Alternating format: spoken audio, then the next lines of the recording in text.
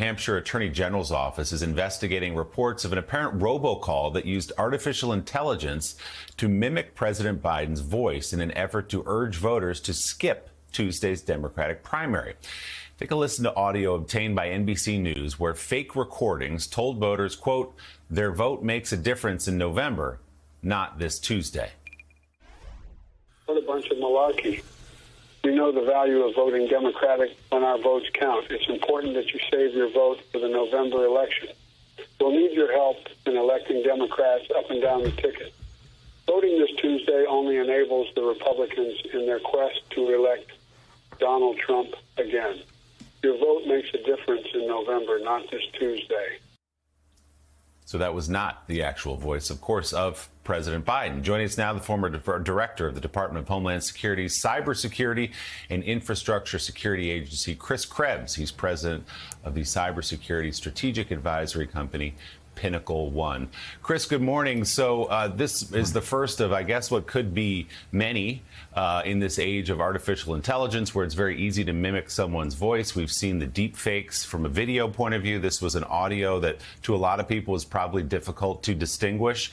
The question is, who do we suspect is behind this? How do they pull it off? And how easy is it to track them down? Well, just to start, it's quite easy to generate this sort of content. There's something known as the 20-second rule, where it really only takes about 20 seconds of a person's voice print to be able to generate content like this.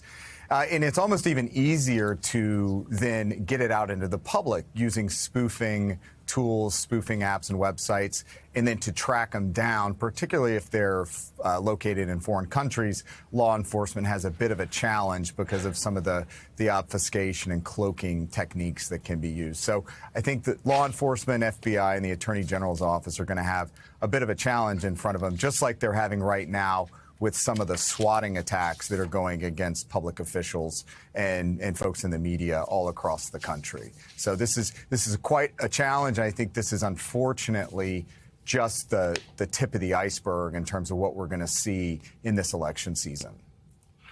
So is this going to be the deep fake election? Is that what we're in for? And is there a way to make this stuff watermarked, or some way that we can tell when it is a deep fake? Because that was pretty convincing. I mean, not that Biden would ever say that. If you know anything about politics, you would say, okay, this can't be real.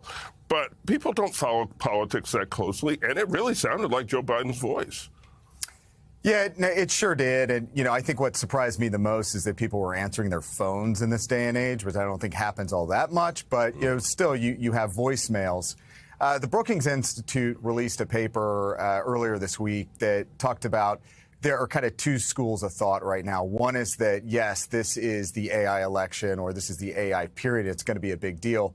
The other is that maybe we're over-rotating a little bit, that maybe it's not going to be that much of an impact. And I'm somewhere in between. I am gravely concerned, but I also think that we do have a bit of a diffusion of the media industry, social media particularly, where these sorts of these trends are going to pop up and they're going to burn out pretty quickly. But more than anything, everyone's going to try it. Foreign actors, domestic actors, dark money groups. We're going to see a lot of it. The question is it going to make an impact? Is it going to burn out and get ridiculed pretty quickly, like I think what we've seen?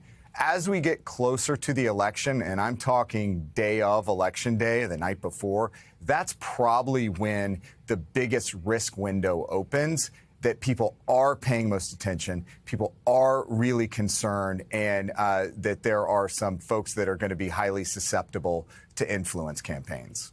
Chris, we saw the Russian activity in 2016. We know that when it comes to AI, the Chinese seem to be dominating the space.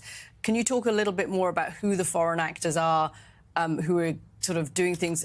Is it government sponsors? Is it private groups? And what's their intent?